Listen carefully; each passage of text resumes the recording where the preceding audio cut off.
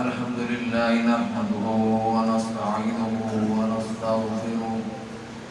ونستغفره ونؤمن به ونتوكل عليه ونعوذ بالله من شرور أنفسنا ومن سيئات أعمالنا من يهده الله فلا مضل له ومن يضلل فلا هادي له ونشهد أن لا إله إلا الله وحده لا شريك له وأشهد أن سيدنا ومولانا محمدا عبده ورسوله صلى الله عليه وعلى آله وأصحابه وسلم تسليما كثيرا أما بعد فأعوذ بالله من الشيطان الرجيم بسم الله الرحمن الرحيم محمد رسول الله والذين معه أشداء على الكفار رحماء بينهم تراهم ركعا سجدا يبتغون فضلا من الله ورضوانا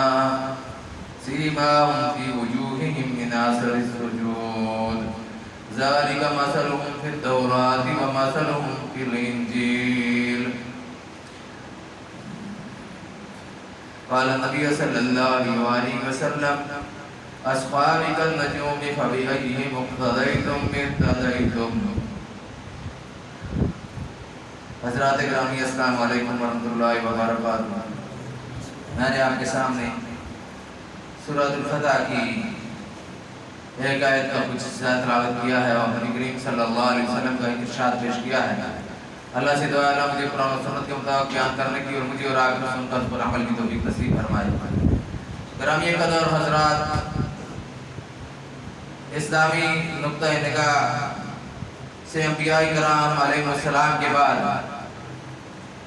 سب سے بلند مقام، سب سے عرفہ مقام، سب سے مقدس مقام صحابہ کرام رضوان اللہ تعالی علیہم اجمعین ان حضرات کا ہے. رب کریم نے قرآن کریم میں صحابہ کرام رضوان اللہ تعالی علیہم اجمعین کا مختلف عنوانات سے تعارف کرایا ہے اور متعدد آیات میں صحابہ کرام رضوان اللہ تعالی علیہم اجمعین کی تعریف کی گئی ہے. جو آیت میں نے آپ کے سامنے تلاوت کی ہے اس میں بھی اللہ تعالیٰ نے صحابہ کرام رضوان اللہ تعالی علیہم اجمعین کی تعریف کی ہے اور فرمایا کہ محمد اللہ کے رسول ہیں اور ان کے جو ساتھی ہیں، جو لوگ ان کے ساتھ ہیں، کفار کے مقابلے میں سخت ہیں، آپس میں رحم دل ہیں. فرمایا ان کی مثال اس سے اگلی آیت میں دی اور یہ بات فرمائی کہ والذین معه اشداء علی الکفار رحماء بینہم تراہم رکعا سجدا یبتغون فضلا من اللہ ورضوانا. تو ان کو دیکھے گا رکوع کرتے ہوئے، سجدہ کرتے ہوئے، اللہ کی رضا تلاش کرتے ہوئے، اللہ کا فضل تلاش کرتے ہوئے. فرمایا وہ اپنے چہروں سے پہچانے جاتے ہیں سجدوں کے نشانات سے. ان کی یہ مثال تورات میں بھی بیان ہوئی ہے اور انجیل میں بھی بیان ہوئی ہے. تو یہ وہ مقدس ہستیاں ہیں جن کا تذکرہ آج ہم کر رہے ہیں.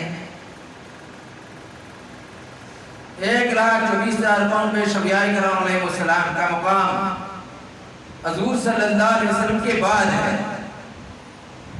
اس کا علاج میں اس ستاروں بھرے آسمان کے نیچے، اس نیلے آسمان کے نیچے، اس سرسبز و شاداب زمین کے اوپر سب سے بلند ترین ہستی اللہ کے بعد جس کا مقام ہے وہ محمد رسول اللہ صلی اللہ علیہ وسلم ہے. اور ان کے بعد 1,24,000 قوم پہ انبیاء کرام علیہ السلام اور ان کے بعد صحابہ کرام رضوان اللہ تعالی علیہم اجمعین اور صحابہ کرام میں سے بھی افضل البشر بعد الانبیاء حضرت ابوبکر صدیق رضی اللہ تعالی عنہ. تو یہ وہ ہستیاں ہیں جن کا ادب و احترام بھی ہمیں سکھایا گیا ہے، جن کا مقام بھی ہمیں سکھایا گیا ہے اور سمجھایا گیا ہے. تو یہ ہے جو میں نے آپ کے سامنے تلاوت کی ہے. یہ آیت کریمہ بتاتی ہے کہ صحابہ کرام سے بغض رکھنے والا ایمان کے خطرے میں ہے. اس کا ایمان خطرے میں ہے جو صحابہ کرام رضی اللہ تعالی عنہم سے بغض رکھتا ہے، کیونکہ مسلمان یہ کام نہیں کر سکتا.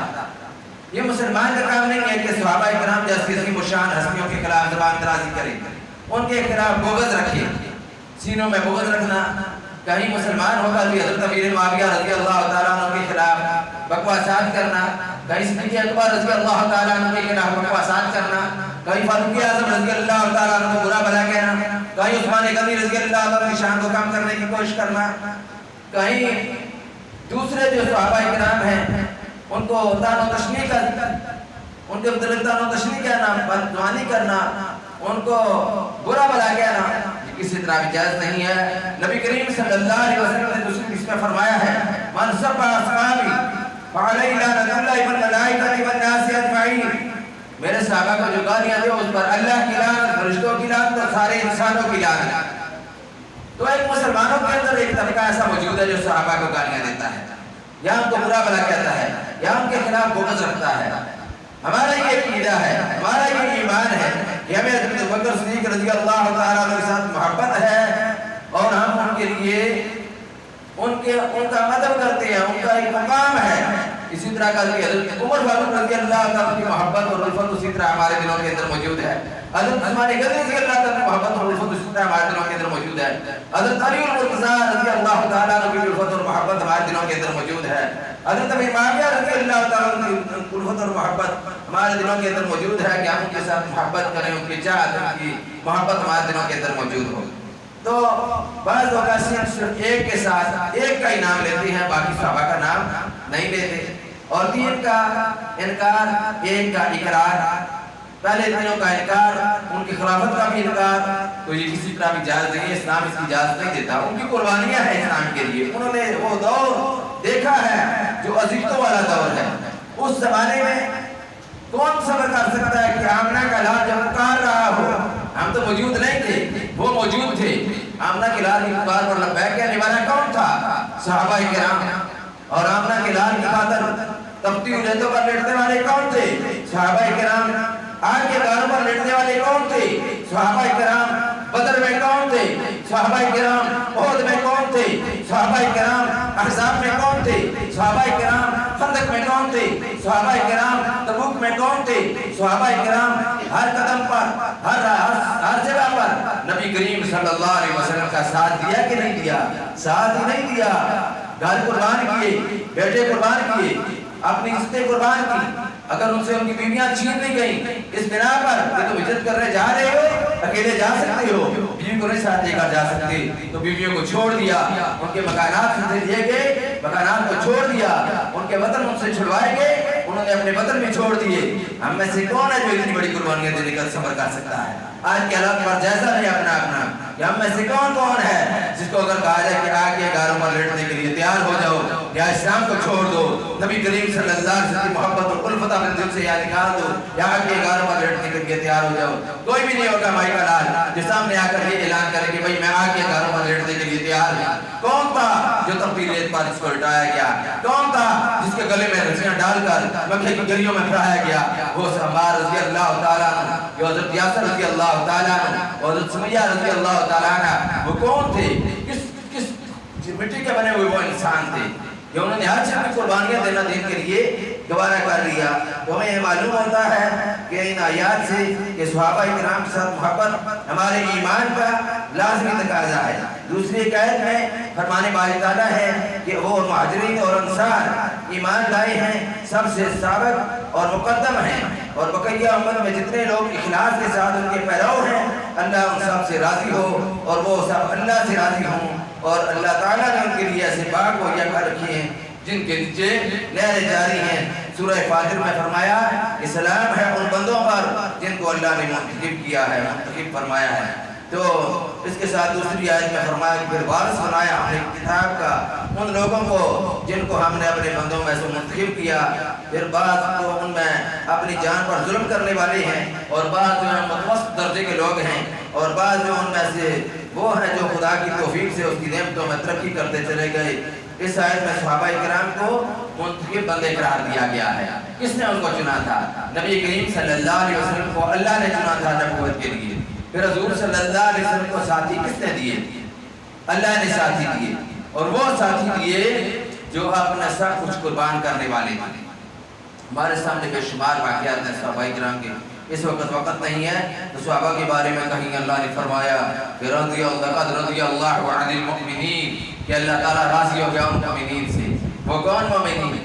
جو درخت کے نیچے بیعت کر رہے تھے، جو بیعت رضوان کر رہے تھے، ان کے متعلق اللہ نے فرمایا کہ رضی اللہ عن المؤمنین، اور پھر تحقیق میں اللہ مومنین سے راضی ہو گیا۔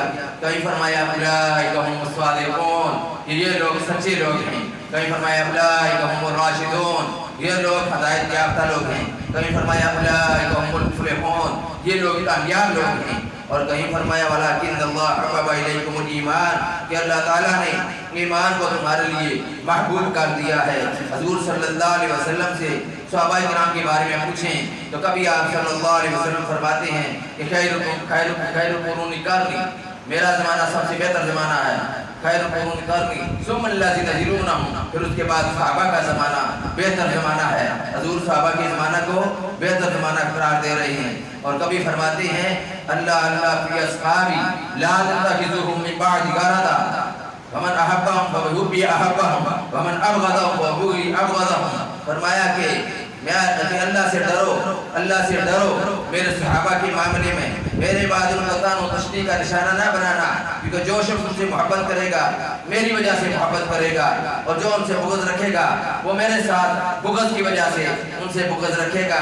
فرمایا جس نے ان کو ایذا دی اس نے مجھے ایذا دی، اور جس نے مجھے ایذا دی اس نے اللہ کو ایذا دی، اور جس نے اللہ کو ایذا دی اللہ کو تکلیف دی۔